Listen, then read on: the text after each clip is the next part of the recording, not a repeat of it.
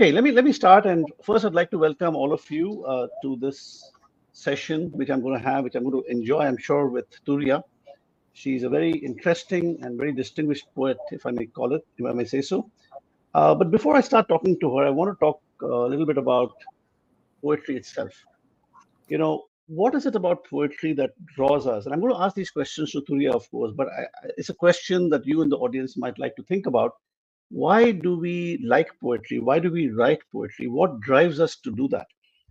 You look at many definitions, they talk about, hidden meanings, aesthetics, lots of very interesting ways in which to explain why we have this fondness for poetry. And I think being a poet is interesting because technically there is no certification for poetry as such.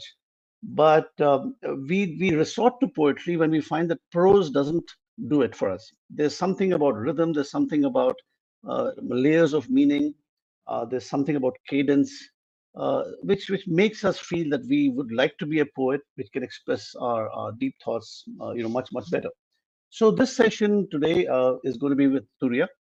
That's the pen name of Mamta, who has been, and I'm going to talk to her about her wonderful book here, which is The Vast Empty. She published this, I believe, of maybe a year or so ago, and I've been enjoying reading these.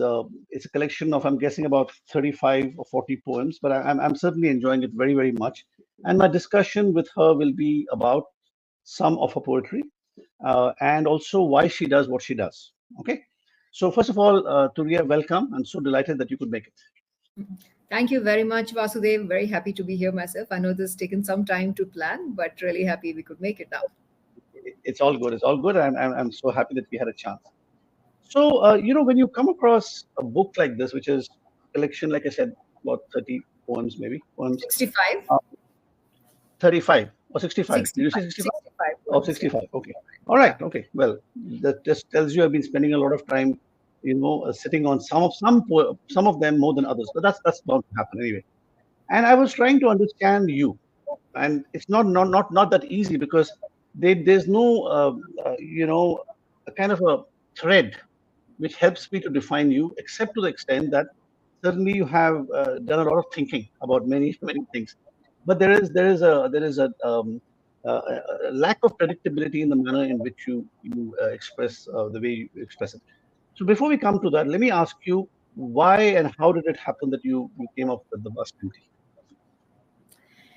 I think it happened to me. And Hmm. I've been thinking, did I plan to write? I always knew I was going to write. I always knew that there was a book.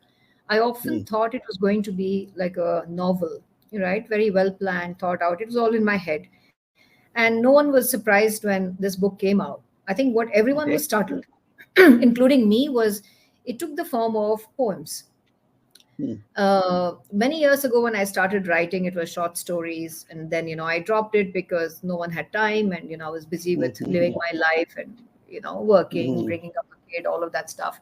When I restarted, it was more paragraphs and kind of a short story, but eventually it took its own form in terms of poetry, and that was Hmm. equally startling to me. So it wasn't Oh. planned. It's just, yeah, Hmm. it wasn't planned. I don't sit down to write and say, okay, it's going to be 8 line poem and this and that. Hmm. Something strikes me and I start writing, and then it just forms itself. It's almost like the poem finds me and I feel like I'm a channel, right? So that's how it's happened.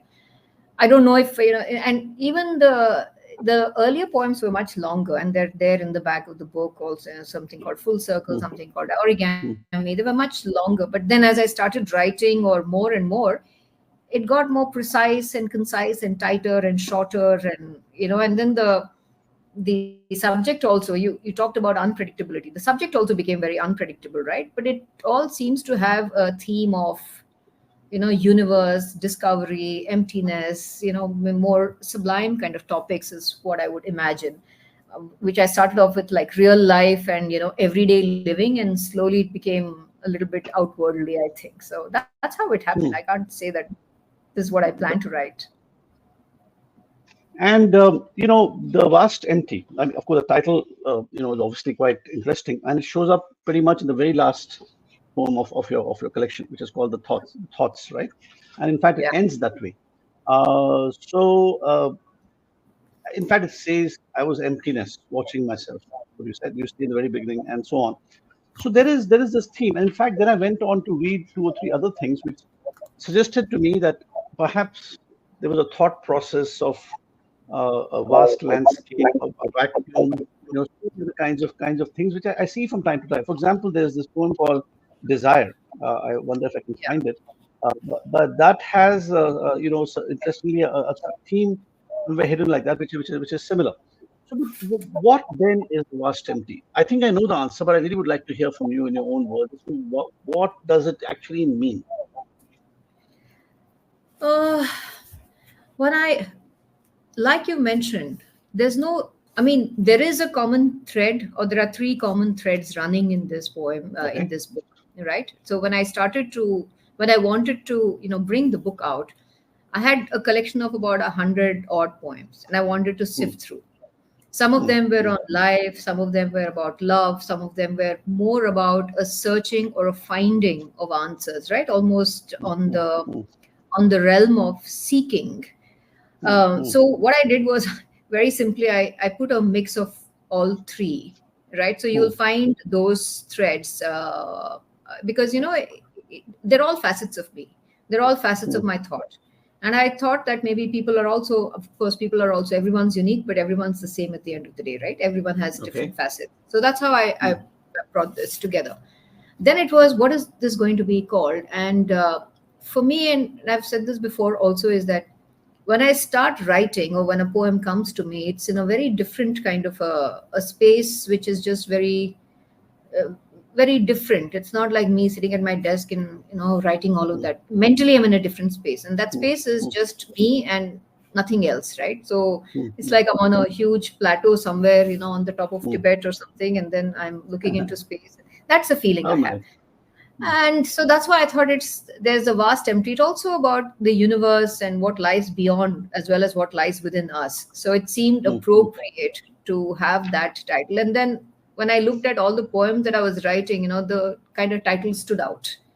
hmm. So it's almost like I wrote the poems first, and then I struggled to find the title, and then the answer was It was it was in right there. plain view. It was right Yeah. there. Yeah. Yeah. I Fantastic. didn't have to struggle much. No, I kind of agree. And I again, this is probably the third or fourth time I'm glancing at your book. Not glancing. I have spent a lot of time. And let me tell you, some of your work requires a reread, which I think is good. Which is good because maybe you caught me there, or the other my flow was arrested by a particular thought that was triggered, which I think isn't the intent of most poets, at least to make it Yeah. happen. Let me go through some of this. I've marked it quite carefully in this book, and I want to just read some of the lines which I thought were particularly evocative. It was very very nice. So, for example, let's look at a poem that you wrote called Oasis. Okay, poem called Oasis. There's just one Yeah. line which I really liked very much, and it is whether it's poetry or not, I'm not sure, but I just like this. Just an actor in another's dream. That particular line I thought was very sharp and very very interesting, and made me stop a little bit. Continuing, almost a couple of pages later on, you write, something which someone might call grim, but perhaps it's not. It is it's titled Death, and Yeah. then the last section of this talks about, do we willfully disintegrate slowly and subtly, leaving behind parts of ourselves across space and time. See, again, we see the vast empty. It's presenting itself in very very unusual thing, and you leave it with a question. And in fact, you start: do we willfully disintegrate slowly and subtly, leaving behind parts of ourselves across space and time, when the mind dissolves in sleep and when we travel in our dreams? So I think that's a very powerful imagery that you have managed to convey. And I'm going to continue here because there's quite a lot of stuff, and I do want to make sure I do justice to this particular collection of very very sensitive poetry, if I may call it so. There is one more. It's called The Strand. Uh, I won't read the whole thing out. It's a short poem, but it was very, very interesting. Obviously, the metaphor here. There's a metaphor here, where you talk about the leaf was held by a strand, a single thread of a spider's web, okay, etc. And then the next thing talks about, I guess it's in this. in this theme, perhaps of love of some kind. You ask about, is my hope like the silken thread that anchors me to you? So this use of metaphors, uh, obvious on the one hand, on the other hand, very appropriate, very apt, and I think it requires some finesse. Which begs the question: you started by saying that you've written about a collection of 100 poems. Is that right? Did I hear you say that? Yeah, And then you culled away a few. So yeah. so do you like to revisit your work, and do you make changes from time to time? Very minimal, I think. Minimal. The ones that you've seen in this collection, I think they've been Mm, maybe finessed a little bit, but the primary theme remains the same.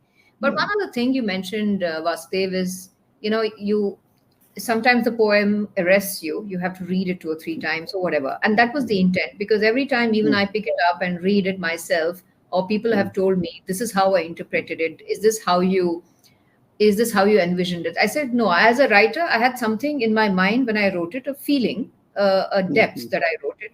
You, mm, as a reader, when you pick it up, you mm, will have your own interpretation. So while there might be mm, mm, 65 poems in this book, finally, in mm, the reader's hand, it could turn out to be 165 or 1,000 or whatever that number mm, is. And every time you mm, read it, people have told me that as well, that there's a new facet, that, new meaning that comes across. So I think a lot of this poetry, like you said, is sensitive. It was written in a manner which made sense at that time to me, with a message that I saw, whether it's nature, like the strand, right? It's mm. I think a lot of poetry is, you look at something and then you transplant it into a different context, right? Yeah. Let's take this strand. It's a very simple. I was on a walk, and most of Mm, my inspiration is coming from nature.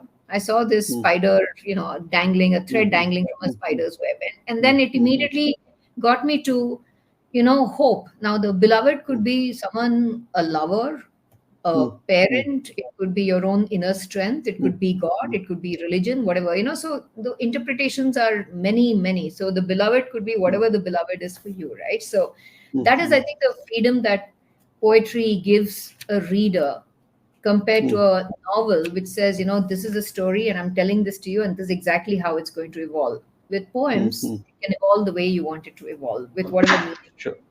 Now, I don't know if Well, I answered, because I've no, forgotten what the. I think you did. I think you did, because I think the aesthetics of reading poetry uh, is to be acquired over time. I don't think if someone just picks up, a random person. I mean, we're not talking about trying to be elitist, but at the same time, just like everything, you have to develop a certain taste for it. You develop a certain, like a particular flavor grows on you. They talk about that, right? A particular type of music grows on you because you listen to it and develop a certain Yeah.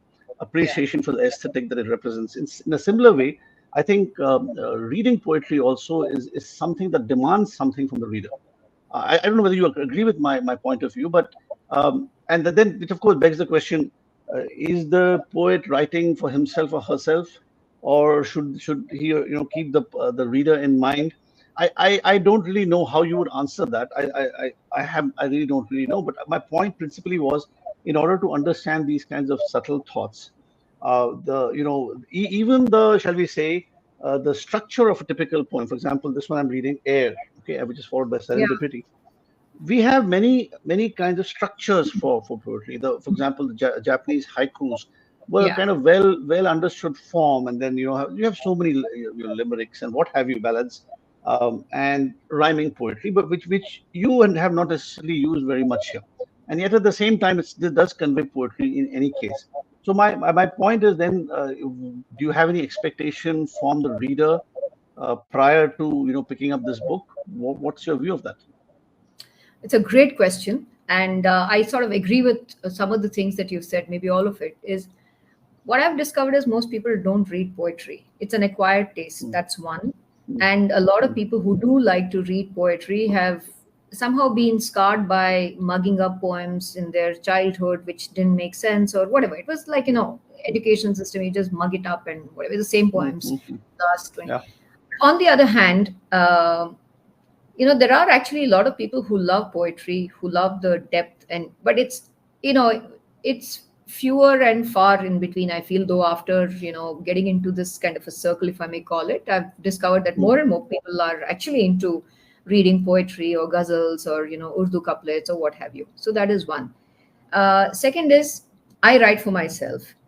If it was this one especially, is all, it didn't have an audience in play. I did not particularly say this is the audience.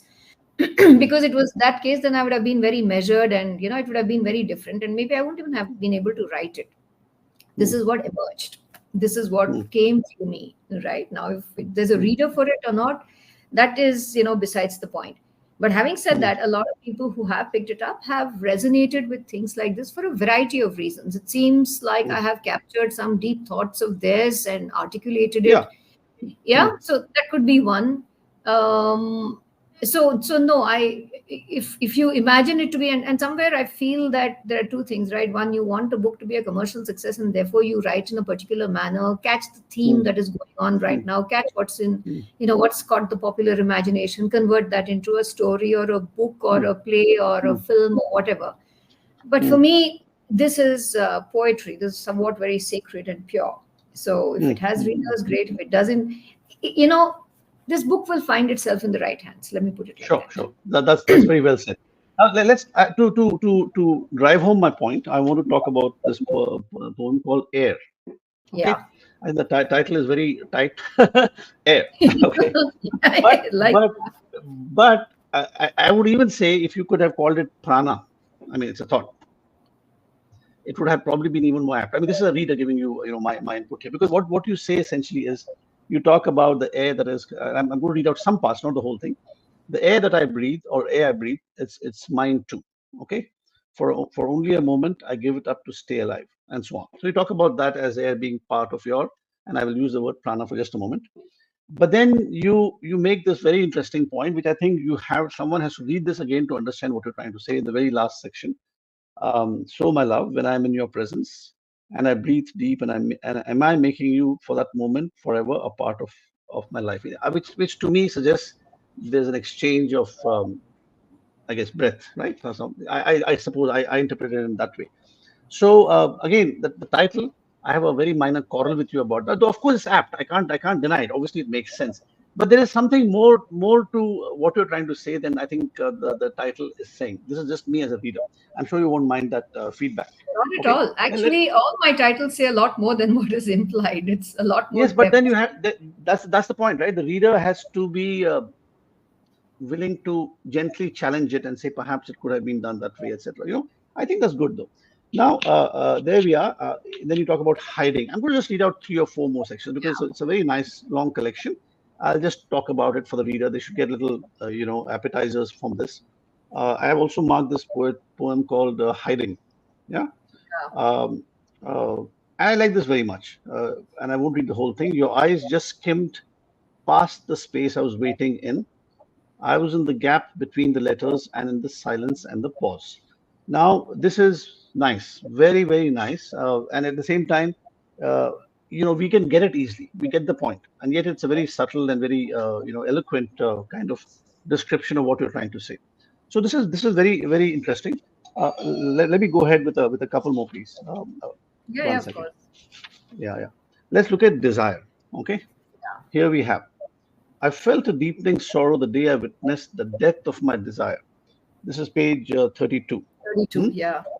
Yeah, and then towards the end of that particular page, prior to that you described so many things about desire, anticipation, blah blah blah. But when I turned around to see, I saw my heart weeping for me. For within the ashes of desire lay burnt feelings, emotions, hope, and passion. So that is well, it's beautiful, but it's grim. Yeah, but maybe that's which is okay. Which is okay. Good. At least you got something from from the reader, right? How does that actually work? How does it work? So I have. How do you oscillate like this? Yeah. Yeah, I guess I think about a lot of things. So that's how I mean, it's my interpretation, like death, which you read out a little earlier, some parts, right? We're always fearful of death and what's going to happen before, after, and we think it's and if you maybe it's just a dream. Maybe when you Yeah. die, Yeah. you really live. So there are so many Indeed. concepts. A Indeed. lot of it is from Right. Advaita philosophy, Eastern mysticism. Mm, I can't claim that I'm well read about any of it, but mm, it's a mm, whole contemplation, right? mm, mm, Even mm, here, if mm, you look at it, mm, people of a particular age now, they're all wanting to say, no, I want to leave this and mm, become, renounce everything. I want a simpler life. I want this, I want that, right? There's mm, always mm, a seeking, there's mm, always a hunt. If you mm, have mm, desires, it's, you don't want to give up mm, desires. But if mm, you have mm, the other mm, bit, mm, you mm, you look at what could you have. mm, So this, if you look at it, it's, you feel happy when you have desires also, because it's allowing you to live like a human. But you also don't mhm, want to give up that humaneness in you and become a renunciate or whatever is the next level, right? In terms of mm, becoming one with the universe or whatever. There is a certain amount of, we enjoy this drama, right? For people who realize that there is much more to this drama and the oneness of the universe, also enjoy this drama. It's not necessary that you'll find bliss and happiness and all of it, because even if you do that, you'll miss what you mhm, have right now. mm, So mm, this poem actually, it's very complicated to explain. A lot of times I'm not able to explain my poems or put them. mm. So you'll have to bear with me on that. That's okay. This poem, I don't think everything. I don't think you need to explain it at all. In yeah, fact, I think this it should this stimulate you. poem It should provoke something. Yeah. this poem actually is like a corollary of the next one, which is happiness, right? Okay. they Okay. all they both start the same way and pretty Mm, much mm, end the same way, with a very different twist to mm, it, right? mm, It's mm, like, mm. uh, you overcome with bliss when you witness the death of your desire, so you're happy Mm. that Yeah. finally you're free from desire and all that stuff. And Mm, then here, in desire, you actually feel sorry that you've given up all your desires, kind of thing. So if you look at it, it's the same, approaching the same thing, finally, mm, from two mm, different things, two different perspectives, both happiness as well as sorrow. So someone who is, I keep hearing people at a particular stage in life saying, I'm done, I want to finish, I want to give up my work, I want to, stop doing all of this, run away to the hills. And it's mm, this mm, constant running away and seeking something. And my point is, whatever you seek is right here, right? mm, People who say that you want to run to the hills and meditate, no, that's not the mm, meaning of meditation. If you want to mm, really find peace, you do it in this chaos, in the mm, mm. chaos.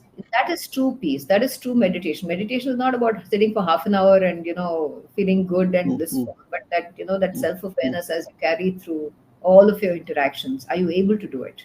Then whether you're happy, you're sad, all of those things don't matter. But anyway, But that's going back to this, the yeah, I know I followed your point, very well. But there is also another a poem called Final Offering. oh Okay, yes, this is on your page 50, which I thought, again, there's a theme, and this is expressed in a different way, yeah, right? It is again, the same at the end of, for example, death. You talk about lay burnt, etc., etc. Here too, you talk about every last trace of me can finally cease to be, and what have you, right? So there is this, again, the theme has recurred to some yeah. extent. So either you were in a flow at that time writing similar kinds of poetry, or it just happened that you seem to prefer this kind of subtle, very sensitive kind of a closing. What would that be? What's your view? I think it wasn't like a topic that, today I'm going to write about death and, what Okay. happens after Mhm, we end and all of that, because there are, mhm, different, poems also, like stars, mhm, right? Finally, when I mhm, lay down with the stars, kind of thing. So mhm, it's almost mhm, about, when does this end, or mhm, does it end at all? Is mhm, there a beginning? mhm, So I think it's mhm. more contemplation about, the state of the human Mhm. existence, if I may call it, putting a very grand Sure. word to it. It's the state of our existence, and what does it mean at the end of the day, Mhm, right? So I don't treat, some people, when I read it, it seems dark and dramatic, some of the poems, but mhm, actually that's not at mhm, all the intention at all. mhm, So I've mhm, addressed these topics saying, so what really happens? Is this what death is? Oh no, maybe it's something else, maybe something else. mhm, mhm, So it's me contemplating a topic from various elements and angles to Angles. see Yeah. whether Yeah. I will arrive at something meaningful. Maybe all of it makes sense, because there can't be one Yeah. right answer. Maybe. Maybe everything Sure. Sure. coexists. It's just a different perspective. So And it came. again, Sorry, please finish. Please finish. Go ahead. Yeah, so it came to me at different times when it was writing. So that's why, there are these three or four recurring consistent themes, and I've Yeah, yeah. approached it, addressed it in many different ways, and I've put everything Mm. together, saying this might make sense to you, this might make not make sense to you, something else might resonate with you. But it's like you want to convey a point in a manner that you have tried to figure it out yourself using Mm. different logic, different context, different settings. And I've taken all of those and put it over here. Some might resonate with you, some may not. But it's like, look at it from different perspectives. Certainly, certainly. Again, we have on exactly that theme. I'm reading the last line of a poem called "The House of Reality," page Ah, 53. Once again, you see that the last candle of hope. So and just two pages there afterwards, we talk about the wreckage of my own creation in rescue. So let yeah. me just step back for a moment to the poetry writing process, because I think a lot of people, like I said, would like to call themselves poets. I mean, ultimately, there's no certifying body per se. Yeah. But let's talk about your development or evolution as a poet. Okay, has that changed? Has there been anything conscious? Was it abrupt? Was it accidental? Are you different now than would your work today be different from, let's say, 3 years ago, or more of the same? Any thoughts on that? No, I think the poetry also evolves as you evolve. It could be about a theme that captivates you, right? Mm, Now, there is a theme over here which I seem to have approached. Now, have I exhausted my thinking around those themes? Probably not. mhm. But Okay. is there a new theme? Yes. So there are new themes that I thought about, kind of thing. So I don't say today I'm going to write about theme ABC or this or Right, that. right. It's that, Mm, it mm, just comes to you and then you start writing mm, about it and you start thinking about it. mm, But I think all poetry is a result of very deep contemplation and has to come from mm, a genuine place and a place of mm, inspiration. Right now, you talked about mm, earlier on about haiku. I feel haiku is also something like that, right? Limericks may mm, not be. Limericks is, mm. you kind of, Humor. it's a Mm, playful mm, humor, mm, playful, you have to be a little more mm, thoughtful about it. mm. But till a limerick was created and there were many limericks, no one gave that title of it being a Mm. limerick, right? It was just True, one of true, those true. things, Mm, right? Similarly, mm, all these, the way it's supposed to be, this number of, this rhyming and meter and this and that. I don't necessarily follow all of that. Sometimes mm. it's just about that somehow they sound lyrical or seem lyrical Yeah, without yeah. any effort. Yeah. Without So any effort. it's Yeah, not, yeah. yeah. So it's not that I've tried to stick to a rule, but A, because I don't know the rules, right? Mm, It's not like I'm a literature student who studied and this is how it should mm, be. mm, Had I mm, studied and put it, I don't think I would have created this or been able to write. mm. The fact that I had no boundaries, no restrictions Was helpful. actually helps. Yeah, Yeah. yeah. I, And I, then I would agree. yeah, and then I So, think it just poetry evolves. Some, like I said mm, earlier on, it used to be far. The themes were different. mm, The poems were longer. Like if you read the mm, Full Circle or Origami or Perfume, they're all very mm, mm, different. Then the mm, mm, themes around. Then there are themes around seeking. Now one could look at again revolving around the suffering and the angst of human existence and all that we pile mm, on to ourselves in mm, this life, and how do we extract ourselves, because we're constantly seeking, right? Everyone's a seeker, but at some point you have to start finding and make peace with that answer, right? mm, Not mm, always be a seeker. So I think these are many themes which keep kind of coming up, recurring, but broadly I feel that the themes seem to be still around philosophy, life, existence, time, right? How do you interpret time? So I mm, seem to mm, have mm, done a certain amount with space and inner and outer space, but maybe mm, now the themes that are coming to me are more around time. So that's how I'm seeing my mm. poetry But that, evolve. and so going back, I'll continue this question. Now, if you look at this one called Dive on page 65. Now, this one, for some reason, has a much more interesting upward movement. Okay, in this thing that in the way it's describing, it talks about I'm reborn and released and so on. So there we suddenly see a much Yeah, more optimistic view of how things are likely to be turning out to be. And perhaps that is related to a question which was at the tip of my tongue, which was to be a poet or to write these kinds of poems. I certainly think a bit of confidence is required. right? No matter how your otherwise your mental state is, but I'm certain that you have to be able to have the kind of ability, the sensitivity to the choice of words, to be able to go ahead and then express it. Because if you lack that confidence, I really don't think you can take these kinds of interesting liberties. Or, as you said, there are no rules, but because some people crave rules, some people want rules because that helps them to feel certain about things. That I don't see here, which is good, which is okay. But again, what would then be your advice to someone, let's say a young lady in college or high school who likes poetry and wants to sharpen her skills or her ability to be poetic? Do you think you are in a position to offer a couple of suggestions for such people? Because they're bound to be listening to this video. I think one is look, yes, there is a certain amount of confidence that's required. I think the confidence in the idea, right, and some Hmm, level of contemplation about the idea, right. hmm, For me, the ideas, to my mind, are powerful. It's a context and a theme that few people write about. At least I haven't found, except maybe hmm, someone like Rainer Maria Rilke, who I've been deeply impressed with. That writing takes you into a very different space compared to hmm, what I've read before.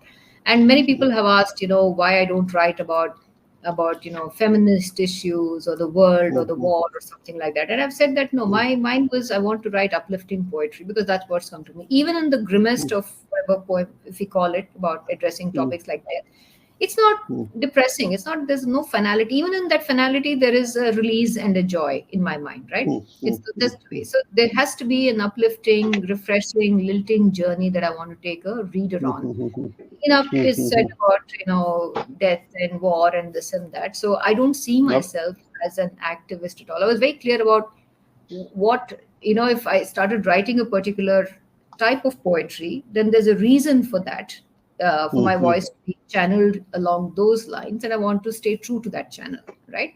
So hmm, that is hmm, hmm, one. I don't know if that works for everyone, or that's the advice that I would give to everyone. I'm not even sure if I'm in a position to give advice at all, except to say hmm, that, look for inspiration, and when the hmm, inspiration comes to you, uh, and that's through a lot of observation and silent, hmm, contemplation. I think that's very hmm, important for poetry, for it to hmm, be hmm, authentic, for it to be deep. I mean, finally, I think you get inspiration from whatever source, right? Nature, people, hmm, relationships, thoughts, hmm, prayer, whatever. hmm, But hmm, finally, hmm, the emotion that channels is coming from deep within. So connecting those two together, the outside world with how you're interpreting it, right, through hmm, your own lens of perspective, that requires hmm, a lot of effort. Or I wouldn't say effort, but if you're authentic, it doesn't require effort, right? hmm, hmm, You're able to effortlessly channelize that. Then it's a little bit of hmm, wordsmithing and putting a little bit of, does this make hmm, sense? Is it too long, too short, and all of that stuff? hmm, My advice is, just keep writing. And a lot of young people are writing such really good poetry. I don't think they need any advice. If anything, I would love to get hmm. advice from them, because they seem to have the pulse of what they're writing, and it's brilliant. I've come across really wonderful poetry. But what I would say is, pick a topic that deeply resonates with you, and don't write if you're very sad or very happy or something like that. Come from a Hmm, place of that's good advice. Hmm, peace, and then see the poetry evolve, right? I think that, to my mind, when your mind is still, I think that's when the true depth of your emotions are balanced. Otherwise, it's very angry poetry or very happy poetry, or you're writing a love or something like that. that I'm just that saying. that's a very very nice point that you made, actually, because normally it seems to us that most poets tend to be deep in some kind of a pool of sorrow, right? And that's probably not the way you would recommend it, because that's when it's not the same thing. We don't want to be witness to somebody's sorrow beyond a point, right? We really want, hopefully, something to make us think, something to uplift us. At least that would be my, as a reader. Yes, And it's a complete. yeah, go ahead, please go ahead. You're saying something? I said it's also, sorry, I said, on that, just the last point, also has to be timeless, right? I Okay. feel it should be timeless, so that you should be able to read it at any time, and I should be able to read it and still be able to relate to it. When I look at this, I don't want to be saying, "Oh my God, that time I was so sad and so depressed, and this is the angst Yeah. about it." Look, for a lot of people, that is the inspiration. Some of the best poetry may come out, or stories may come out in moments of deep sorrow or deep grief or whatever it is, right? I'm just offering a different point of view, saying channel what is more peaceful and see how that evolves. Sorry, you were But saying, Dev. so I was saying, this is maybe a bit daring, but do poets take themselves too seriously? And I'm asking this actually seriously. I'm asking this seriously because I see that the point about confidence also comes from the occasional sly insertion of humor in your poetry. Okay, and maybe it was not even intended. That's how it came out to me. If you look at something called The Date, Yeah, okay, page yeah, 67. yeah, yeah, yeah. There are two lines which I thought was a bit cheeky. Okay, karma had arrived, bounty hunter from the past. These two lines, just these two lines. The rest is fine. But I like that very interesting choice of word, and I think again it wouldn't have come if you hadn't had a sense of humor and wanted to just throw in something to balance out probably what is coming out as settle your debts, destiny, all that stuff. But I like the way you're done. It wouldn't have come if you weren't sure of yourself, is what I'm trying to say. Right. So do you think poets take themselves too seriously? I don't know about poets. I can't afford to take myself too seriously. Life's too short to be taking yourself too seriously.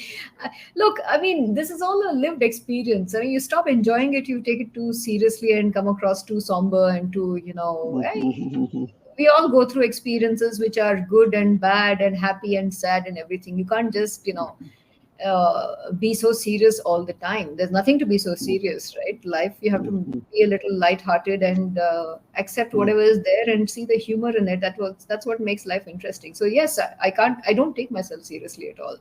I mean, I'm That's the first one to say I don't even know. Uh, a lot of people ask me, "Have you read this?" I read a lot. That's for sure.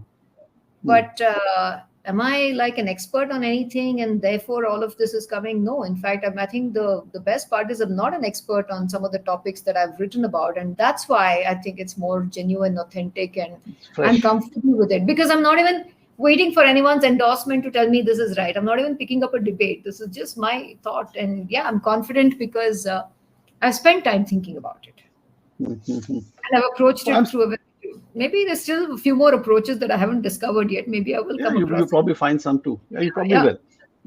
So I'm speaking with Mamta Turiya about her book, The Vast Empty, and we've had a very, very absorbing discussion. At least I liked it very much. And we're continuing with trying to understand what's happening inside her. That makes her write this kind of interesting poetry.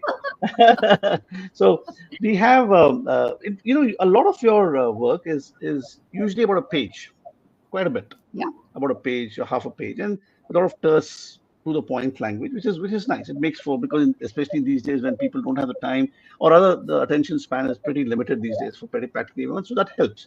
But we see a pretty huge exception in this book, which is called the Full Circle, which goes on into several pages. In fact, how many pages? A good 6 7 pages, if I'm not mistaken, Yeah. and followed ironically by a 5 line poem, a 6 line poem right after that.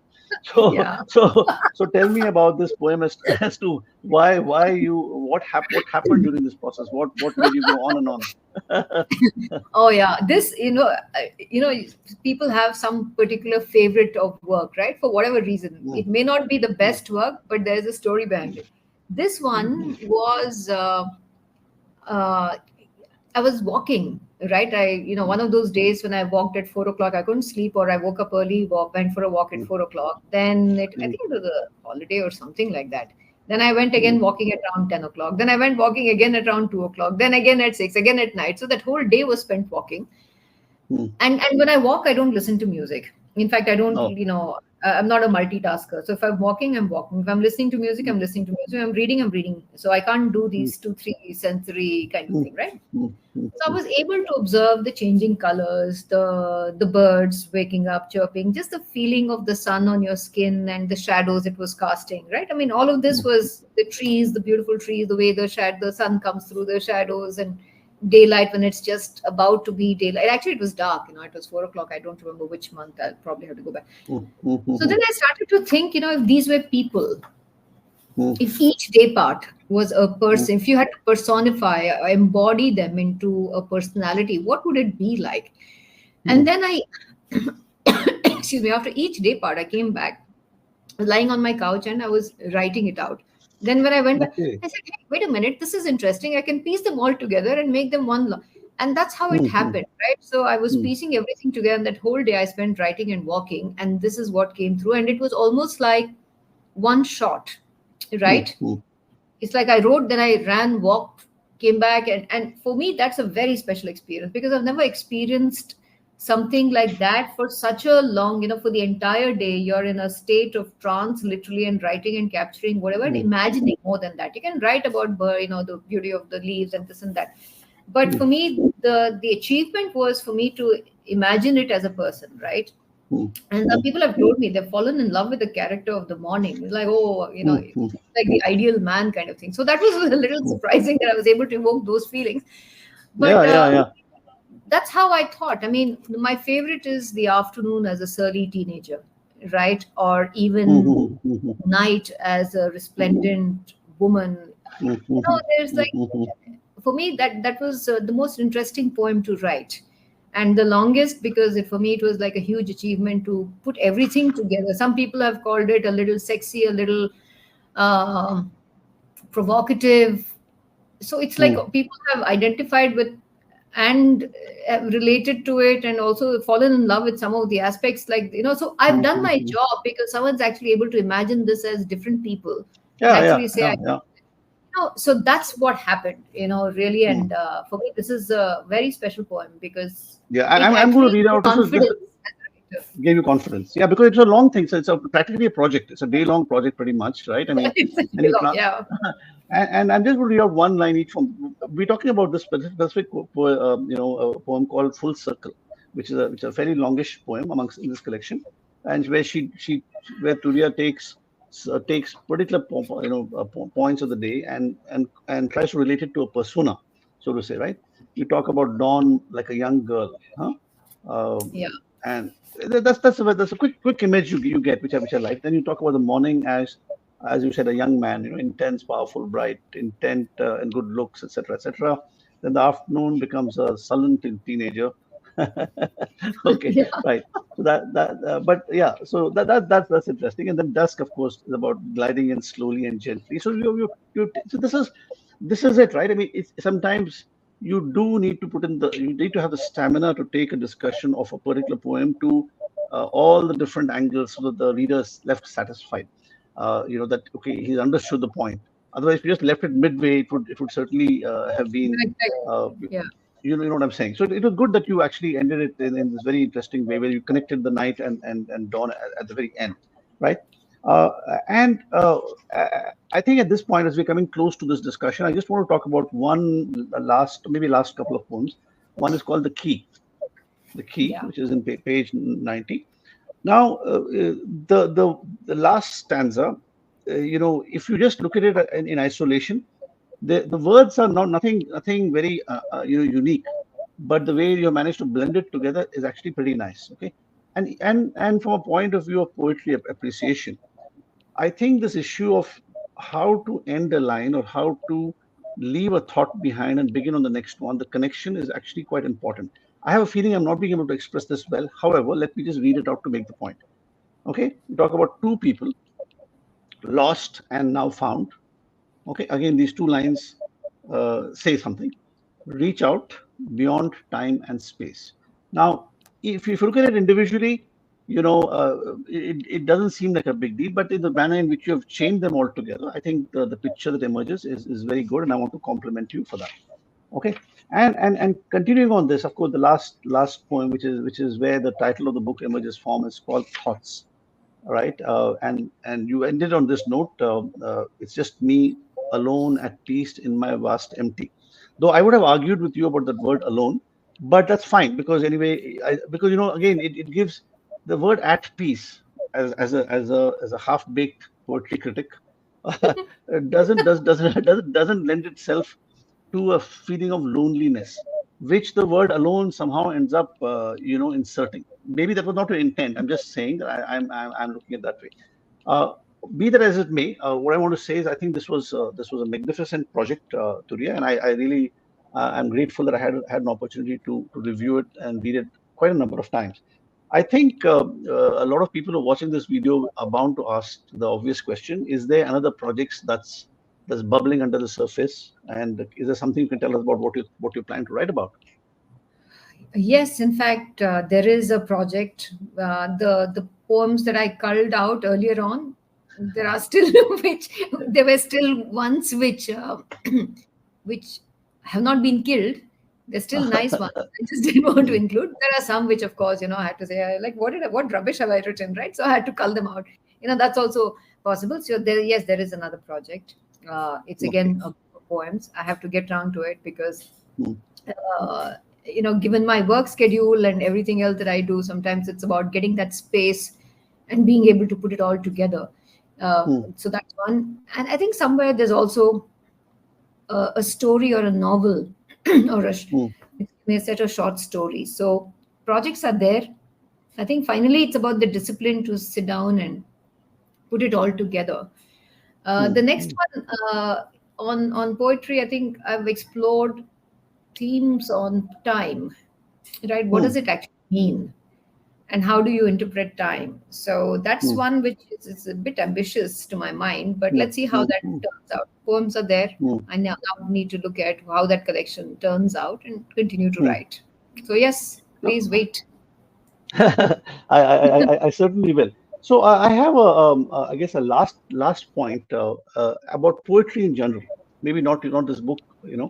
Do you think poetry is a performing art? Now this seems like a silly question, but there have been, of course, it's well known that people like to literally perform rather they speak it out sometimes with maybe some music accompany, or should it really be a more of a contemplative, solitary exercise, sitting in a couch and reading it, in your own thoughts? uh, if you're getting the drift of what I'm saying, is it that Yeah. does this book of poetry lend itself to public expression, or would you say that it's best consumed in solitude to some extent, where you're more contemplative? It's a great question because I did experiment with it. In fact, Mm, sometime last year in Gurgaon, I had mm, put together a performance with mm, some of the poems as well as music. It was the mm, violin mm, and the sarod mm, mm, mm. together, Yeah. and it was a risky experiment because a lot of times, you're right. This is a very contemplative kind of poem, right? But I think it's about how you recite it. So I had this audience. And I could, as I was reading out, I could see there was a stillness that was settling in. Some people had closed their eyes, and just Mm, listening to my voice as I recite it. It also depends on the recitation, mm, mm, mm, reciting it along with the music. So it all has to mm, fit in very nicely, I feel. Right. mm, So there mm, are certain poems and reading that you can actually take people through mm, so I think it could lend itself into performing art. Some poems, not all of them, because a lot of them you can't just express it through something else. They have to be absorbed, read slowly, read multiple times for the message to sink in. Some of them I mm, think are we are able to. So there's no prescription one way or the other. Then mm, again last year I had on the back of this experiment, which went very well. I was even more confident or rash enough to now add not just music but also dance, music, and a fire performance also to figure out how it would all oh, be. And yeah, and mm, people were quite appreciative because they've not seen something like that before, right? mm, So mm, it was also about thinking out of the box. At mm, the end of the day, how do you define how something should be done or mm, something mm, should not be done? So why have rules unless mm, they're like going completely out of sync with the theme? So mm, the integrity of the theme was maintained through both the mm, dance as well as the music. Let me put it like that. So if mm, anything, it elevated and added more mm, mm, nuances mm, and elevated the experience of appreciating the poetry and understanding rather than taking away from it or distracting it. So I think it just has to be a very multi-sensory experience is what I try to. Very nice. So I, yeah. it turns out that both of us are violinists, as you know, and I think therefore there is a certain seamlessness between poetry and music. I mean, obviously, it seems to flow very well, and therefore, if you're able to actually set your thoughts to music while writing it, which you probably do, I'm wondering, it gives an additional kick. I mean, when we listen to certain Indian classical rags, those words, the words that are used in the expression of that, that particular composition, and the rag give it the additional, punch which was intended anyway. But anyway, that's a discussion that you and I will probably have one of these days in person. Yeah, But it's been I'd an love to. absolute pleasure speaking to you, Turiya. I just enjoyed learning about you as a poet, and trying to understand your beautiful collection called The Vast Empty. I'm sure it's going to be very successful, and I'm absolutely sure your next book is something that we will all look, collection of poems, I should say, is going to be something that we'll all look forward to. So thank you Thank very you much so for this. Thank you so much, Vasudev. It was the most insightful questions that you made me think a lot. So thank you very much for that. Very nice, and thanks for the effort and you've taken to read and contemplate on the poems. It, And it was it I was hope my you enjoy pleasure. it. Thank you so I much. did. My pleasure. Thank you All so right. much. Thank you. Bye bye.